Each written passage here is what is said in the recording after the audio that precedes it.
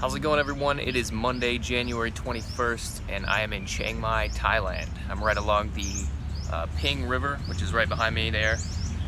And yeah, I'm kind of at a small public park here. It's kind of the only quiet spot that I could get to shoot this thing. So yeah, this is my first vlog from Southeast Asia. I flew into Bangkok, spent about 3 days there, and I was planning to do a vlog there, but I just couldn't really get somewhere that was quiet. So I've been shooting a lot of video with my GoPro, as I normally do on trips like this, but I don't really have a good way to upload that, and you know, the internet here is really spotty.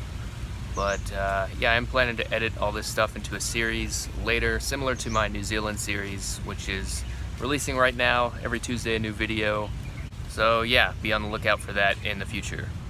Yeah, and I guess like moving forward, the hopes for this channel, I haven't really invested in any good equipment. I'm just using my GoPro, this cheap lavalier mic, and my phone to make these videos. But that's kind of all.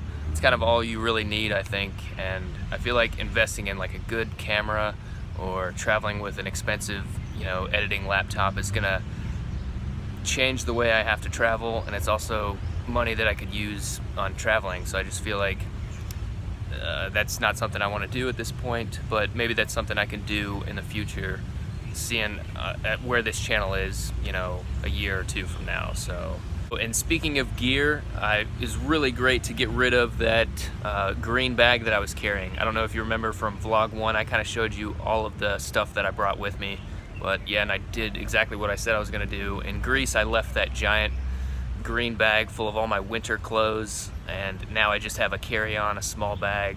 I'm so much more mobile without it, and it's really easy getting on public transport. I don't have to like check a bag when I fly anywhere now, and it's so much smaller. It's great. Really glad that I did it that way. So yeah, Thailand's great. Here, I'm gonna get this sun out of my face. Took me a few days to get used to the local currency, which is the baht. About 31 baht is equivalent to $1 US. And yeah, what have I been doing here? So first few days were in Bangkok, and that was about 2 or 3 days there. Really jet lagged on the first day, so I kind of just slept all day. And then I went north to a smaller town called Pak Chong. But yeah, let me roll back. Bangkok was just sort of an overwhelming place. It's a super massive city, and getting around was a headache. I mean, at least for me, being there, maybe if I were to spend more time there, I could really get used to it. But like, I tried to go somewhere, and the bus just never came. Like, I waited for like an hour, and ended up using this app called Grab, and sort of like Uber, but that worked really well, and there was no confusion with the prices. I've heard that, you know, sometimes they tell you a price, and then when you get there, they'll tell you a higher price if you look like a foreigner, which obviously I do. But you know, you just got to be careful with doing that, using like transportation like cabs and things. I've heard if you get into a cab and the meter's not on, you should definitely get out of that cab and not take the ride, because then when you get there, they're going to charge you like way more than you should expect to pay. But so yeah, Pak Chong, about north of Bangkok, but it took like 4 hours on a bus to get there. And I used that as sort of like a hub to go to Khao Yai National Park, which I found is a sister park to Great Smoky Mountains National Park. So I did some hikes inside the park, but I did it through like a guided tour. So I didn't, you know, you can like go on the hike on yourself, but it's like there's a lot of like really dangerous animals. There's tigers inside the park, and other large cats, and there's elephants, and I think that they actually require people to hire a guide to go into the park. But you know, I mean, tigers, man, didn't see any tigers. Did see some elephants, some gibbons, pig-tailed macaques. Also saw some hornbills, which is like a giant bird, sort of like a toucan, like the bird from the Fruit Loops box, you know, a giant hornbill, which was really cool. And then we saw these bats do like a mass exit from this cave. So I did post some videos on my Instagram, and I'll post some pictures of a bunch more animals that I saw in that park. But yeah, Khao Yai National Park, north of Bangkok. Definitely my favorite thing that I've done so far in Thailand. But so after that, I took a train to Ayutthaya, which is sort of like the old capital of this region, and I just spent the day there. I didn't book a accommodation or anything like that. Visited some temples in the area. There's a lot of old historic temples, so that's what I did there. And then I took the night train 2 nights ago up here to Chiang Mai. So it took like 14 hours on a train, and I booked a 3rd class ticket, which was like 260 baht, which is, I think that's like $8.50 US.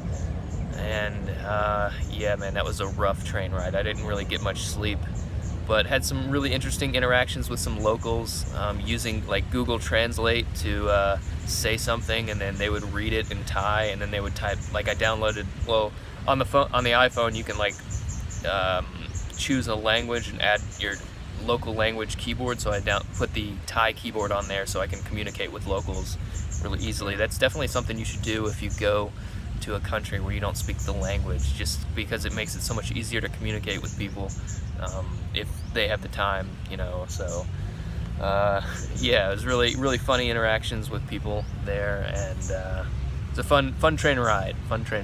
So yesterday I was in Chiang Mai, and I was just really tired from that train ride, so I kind of just slept. In this area I'm going to do some hikes, hopefully, and also visit an elephant sanctuary, and then plan to head to southern Thailand. I don't know if I'm going to fly. The train wasn't too bad. I could do it again. I mean, and it's so cheap to get to the south.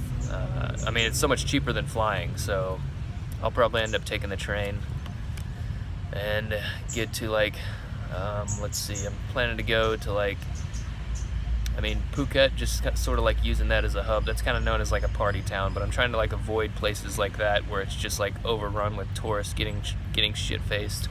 And you know, planning to do some scuba diving and just relaxing on some really nice secluded beaches, hopefully.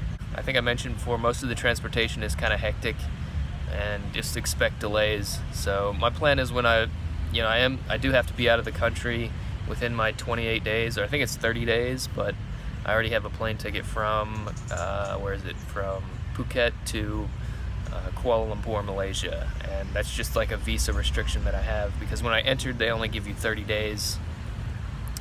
And I also read online, entering Thailand you need to have like equivalent of like 600 hard currency in like either US dollars or euros. But they didn't even check me when I came in.